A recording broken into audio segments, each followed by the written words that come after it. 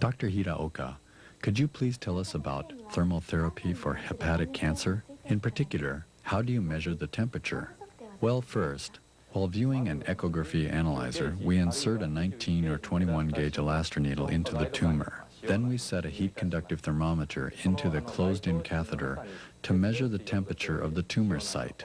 Immediately after the heating time has elapsed, the thermometer is withdrawn at 1 centimeter intervals to measure the temperature distribution in the tumor and peripheral tissue.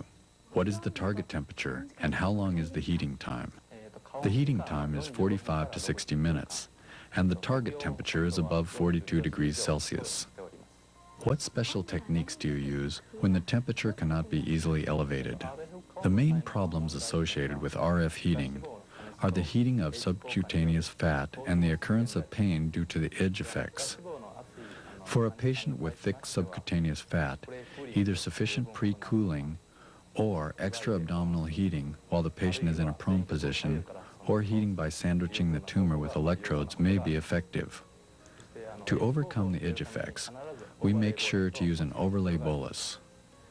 If pain cannot be eliminated through these methods, we use a gauze soaked with physiological saline solution or electroconductive jelly.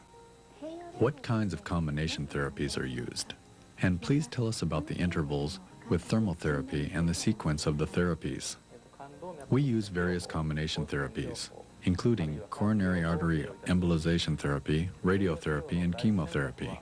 The first choice for combination therapy is coronary artery embolization therapy. Generally, a gelatin sponge is used, and adriamycin or mitomycin C is injected.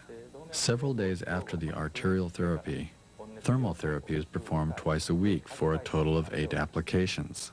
Patients treated with combination radiotherapy are those for whom coronary artery embolization therapy is not performed, those who do not suffer severe ventilation disorder, and those in whom the lesions are localized. In these cases, a careful treatment schedule should be devised to keep the radiation exposure field as narrow as possible. Radiotherapy is performed 5 times a week, with 1.8 to 2 gray dose of radiation exposure, for a total of 50 to 60 gray of radiation. Thermal therapy is performed twice a week after radiotherapy. Chemotherapy is used in combination with thermal therapy for patients on whom coronary artery embolization therapy or radiotherapy has not been performed. Generally, we use a retention subcutaneous reservoir retained in the coronary artery to inject adriamycin or ipratropium once a week before beginning thermal therapy. Could you tell us about the results of these treatments? Yes, I can show you the treatment results for 45 patients who received more than 6 cycles of thermal therapy and in whom the tumor temperature could be properly measured. Complete regression of the tumor was noted in 18% of these patients, and a total of 42% of patients showed positive effects from the treatment. This included 24% who showed partial regression, with more than 50% reduction of the tumor. Results in cumulative survival rates were calculated by stochastic programming. The 1-year survival rate was 49.7%. The 2-year survival rate was 33.1%. Could you give us some symptomatic examples?